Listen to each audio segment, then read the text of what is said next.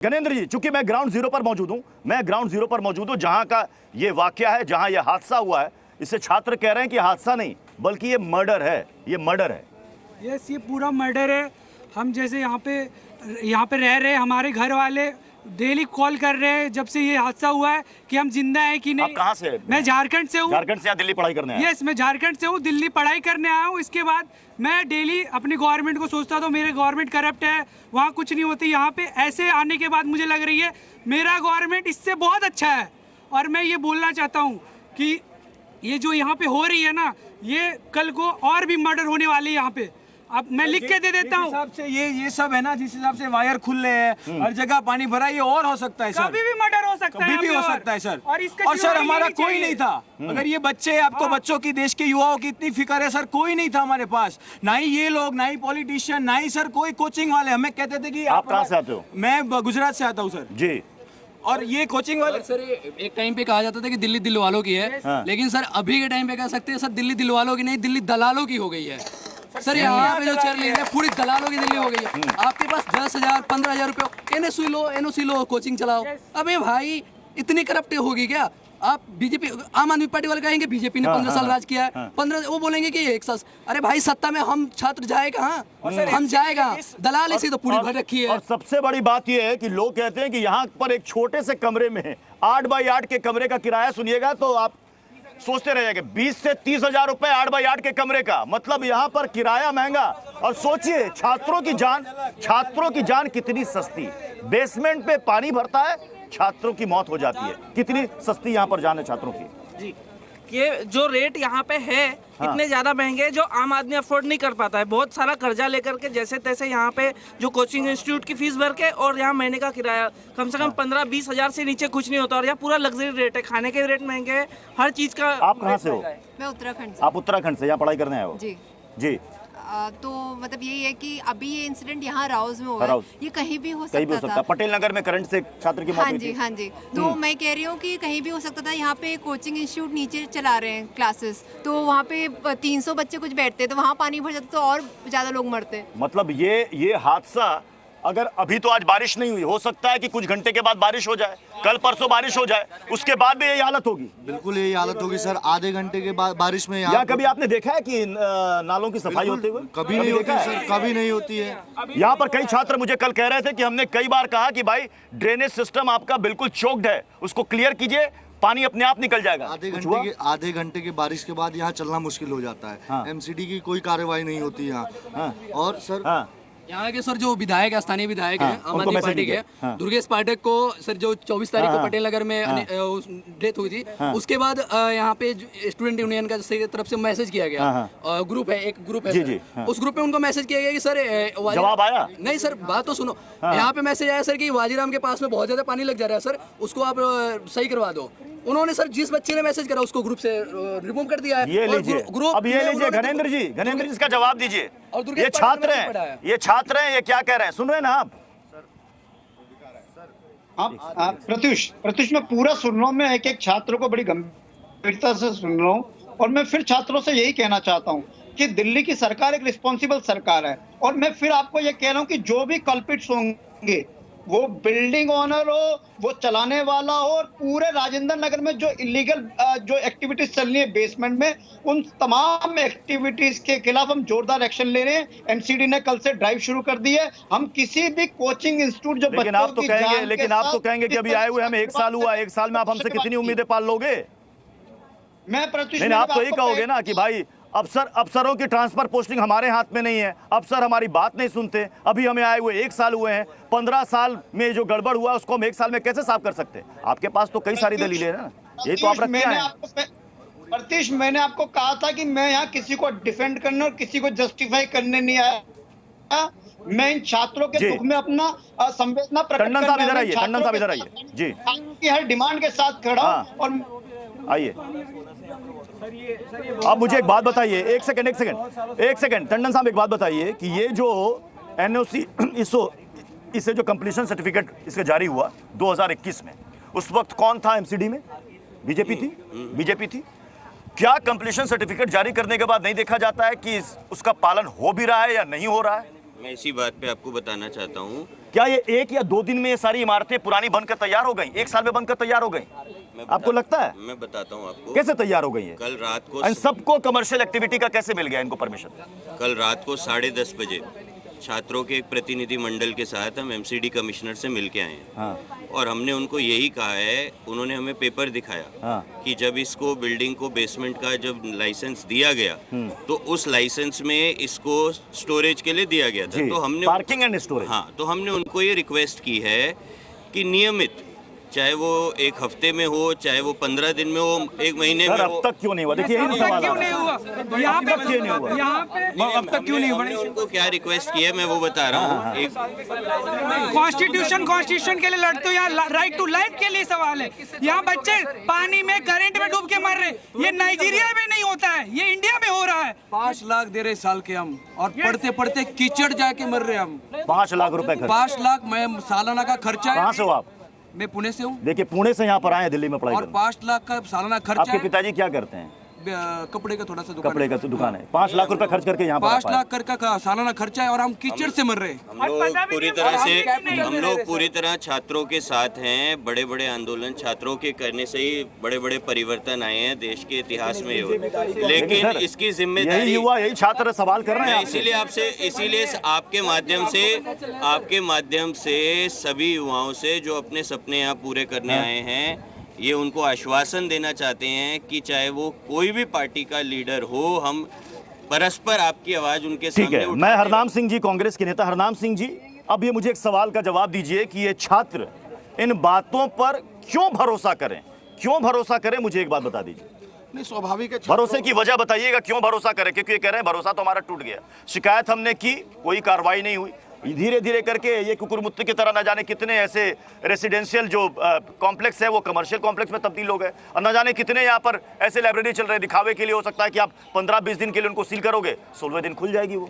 देखिए, छात्रों का जो विश्वास है वो सही मायनों में इसलिए उठा है कि अभी कुछ दिन पहले मुखर्जी नगर में आग लगी एक ऐसी पीजी में, और दुर्भाग्य अगर कहें सौभाग्यवश की कुछ दुर्घटना नहीं हुई, कोई कैजुअलिटी नहीं हुई। अभी पटेल नगर में हमारे एक नीलेश राय नाम के एक छोटे भाई छात्र की करंट से मृत्यु होगी, तब भी सरकार नहीं चेती। आज 3 छात्रों की यहाँ पानी में डूबने से मृत्यु हो गई। तो चौथे अटेम्प्ट के बाद उन्होंने पीटी क्लियर किया था। चौथे अटेम्प्ट के बाद निकल गया था, वो निकल गया था, उनका प्रीलिम्स निकल गया था जी, जिसमें कि ये इकलौता बेटा गरीब परिवारों के लोग हैं, और ये होनहार छात्र हैं जो यहाँ पर आईएएस या सिविल सर्विसेज की तैयारी करके आ रहे हैं। अगर छात्र इतने होनहार है तो यहाँ का सिस्टम होनहार क्यों नहीं है साहब? अब वो कब होनहार होगा? देखिए, सोता ही रहेगा। हाँ, इसमें देखिए कि ये मास्टर प्लान जो दिल्ली के लिए बना था, मास्टर प्लान में तो यही तो मास्टर प्लान है दिल्ली का, दिख रहा है। ये देखिए ना, बगल से बदबू आ रही है। बिल्कुल, मैं वही कह रहा हूँ, यही मास्टर प्लान है दिल्ली का। मास्टर प्लान जो बना था उसमें था कि basement is only for storage purpose.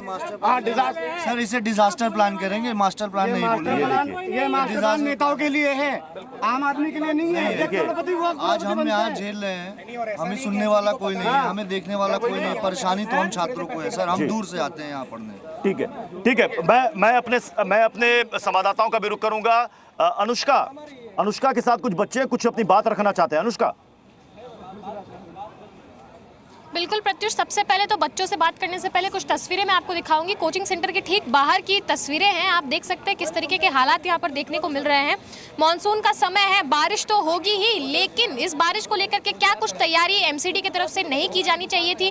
अगर की जानी चाहिए थी तो फिर ये तस्वीरें ऐसी क्यों नहीं यहाँ पर दिखाई दे रही हैं? कुछ बच्चे भी हैं जिनसे हम लोग बातचीत करेंगे। आपका नाम क्या है? नाम बाला। अच्छा, आप कहाँ से आए हैं? मैम, कहते मैं रानी बाग में रहता हूँ। कहते हैं यहाँ पे मेरी लाइब्रेरी और कोचिंग चल रही होती है, तो मैं यहाँ पे क्लासेस और लाइब्रेरी लेने पढ़ने आता हूँ। आपकी लाइब्रेरी भी बेसमेंट में है? नहीं मैम, मेरी लाइब्रेरी कहते हैं फर्स्ट फ्लोर पे है, तो ये सब कहते हैं little safe place.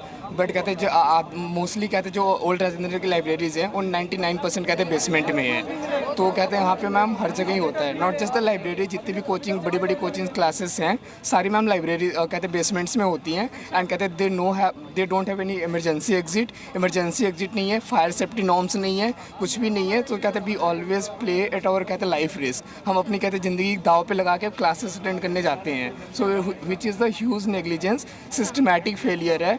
MCD MCD की साइड से प्लस कहते कोचिंग इंस्टीट्यूट की साइड से। सो कहते we want to raise this issue and second demand भी आज की जो भी कैजुअलिटीज़ यहाँ पे हुई हैं उनकी एक फिक्स अमाउंट होनी चाहिए। कहते लाइक लास्ट लगातार देख रहे हैं किस तरीके से बच्चों की जो परेशानी है वो हमारे सामने देखने को मिल रही है। प्रत्युष आपको बता दें एक रेसिडेंशियल एरिया है जिसका इसका बिल्कुल बिल्कुल। मैं अंजलि आपके पास आ रहा हूं। अंजलि अब ये बताइए कि इस कोचिंग संस्थान के मालिक को, कोऑर्डिनेटर को जेल हो गई है, क्या कुछ और लोगों की गिरफ्तारी हुई है? क्या सिर्फ 13 ही कोचिंग संस्थानों को अब तक चिन्हित किया गया एमसीडी के द्वारा जिनको सील करने की बात कही गई है, या फिर अभी बाकियों का भी नंबर है? अभी देखिए 2 लोगों की गिरफ्तारी हुई है प्रत्युष, और एमसीडी को नोटिस जारी करेगी दिल्ली पुलिस, तो संभावना है कि कई और लोगों से पूछताछ की जा सकती है। लेकिन क्या ये काफ़ी है? हम बच्चों का पक्ष सुन रहे हैं, आपको उनका भी पक्ष सुनाते हैं जो इन कोचिंग संस्थानों में काम भी करते हैं, यानी जो मैनेजमेंट में हैं, अलग अलग डिपार्टमेंट्स में भी काम करते हैं। ऐसे कुछ लोग भी हैं यहाँ पर, वो किन हालातों का, क्योंकि खतरा उनके लिए भी उतना ही है। सर आप यहीं किसी कोचिंग इंस्टीट्यूट में काम करते हैं? जी यस मैम। क्या स्थिति है यहाँ पर जो हादसा हुआ, ये जो पानी भरने की स्थिति, और क्या ये कार्रवाई जो हुई है 2 लोगों को गिरफ्तार करने की, ये काफ़ी मानते हैं सब लोग सबक ले लेंगे इससे? मैम सिर्फ 2 लोगों की गिरफ्तारी से कुछ नहीं होने वाला है मैम। 8 साल से मैं यहाँ पर देख रहा हूँ, ये वाटर लॉगिंग नई बात नहीं है। मैंने यहाँ पर कार्स को पूरा डूबा हुआ देखा है 8 साल से। सरकारें कोई भी हों, एमसीडी जिनके भी अंडर में रही है, विल पावर की बहुत कमी रही है मैम। यहाँ मल्टीपल कंप्लेंट्स के बाद, मल्टीपल अप्रोच के बाद यहाँ पर कोई एक्शन नहीं हुआ है। अभी 3 हफ्ते पहले ही एक इंस्टीट्यूट ने यहाँ पर एमसीडी को इसकी कंप्लेन की है बाकायदा कि यहाँ वाटर लॉगिंग हो रही है, कोई इंसिडेंट हो जाएगा, लेकिन कोई कार्रवाई नहीं हुई।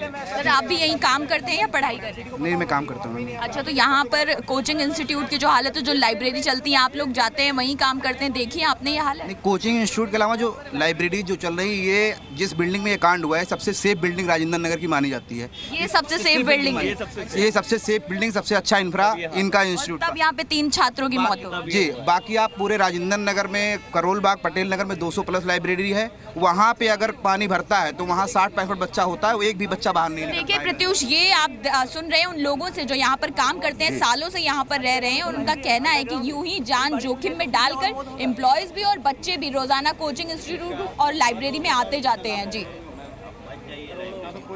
जी ठीक है। मैं अंजलि, देखिए मेरे साथ कुछ और छात्र यहाँ पर जुड़ रहे हैं।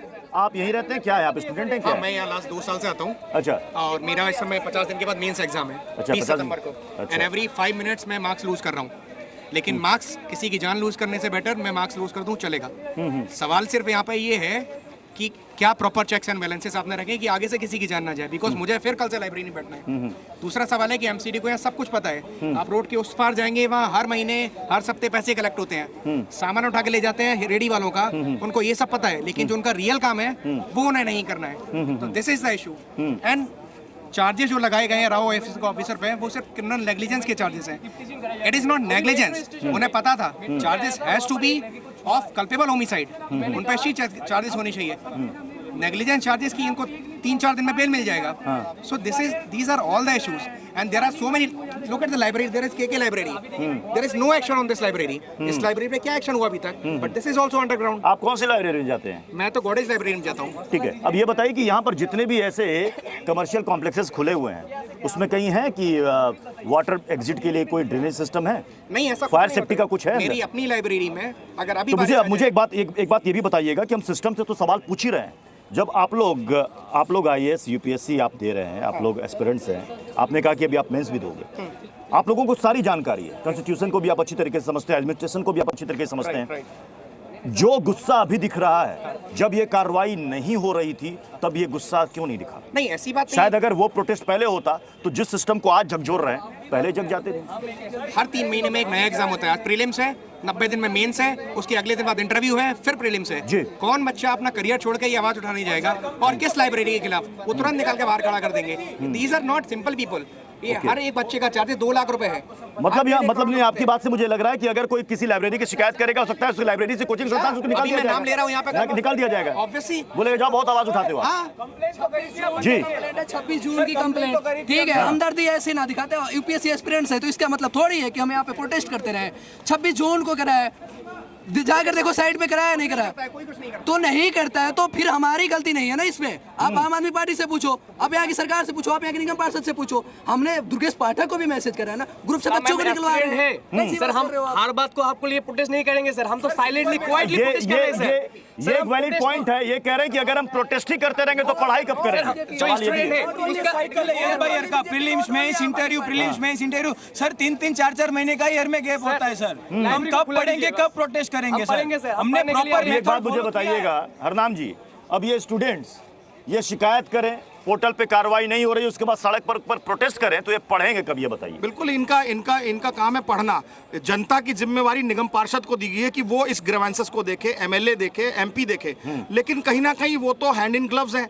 आज दिल्ली फायर सर्विसेज का ये काम था, एमसीडी का काम था, पीडब्ल्यूडी का काम था, जल बोर्ड का काम था, एनडीपीएल और बीएसएस का काम था कि करंट ना आए, सफाई समय पर हो। लेकिन निगम पार्षद ये एमएलए जो टाइमली अगर चेकिंग, आज भी अगर ये भी जाके सीलिंग की जा रही है तो ये पहले रूटीन में क्यों नहीं सीलिंग करी जा रही? रूटीन में दिल्ली फायर सर्विस क्यों नहीं देख रहा कि जिसको हमने लाइसेंस नहीं दिया वो कैसे बेसमेंट में लाइब्रेरी चल रही है? या पीडब्ल्यूडी अपना काम समय पर क्यों नहीं कर रही है? एमसीडी अपना काम समय पर क्यों नहीं कर रही? हमारे क्यों नहीं कर रही है, मुझे आप ही बताइए ना, क्यों नहीं कर रही है? अरे सर, जिसको चुना था हमने अपने दिल्ली के बच्चे कह रहे हैं कि नीचे से लेके ऊपर तक माल पहुंचता है। सर बिल्कुल, हमारे दिल्ली के मुख्यमंत्री जेल से सरकार चला रहे हैं। उन्हें सरकार चलाने के लिए दिल्ली की जनता ने मैंडेट दिया था कि आप काम करिए।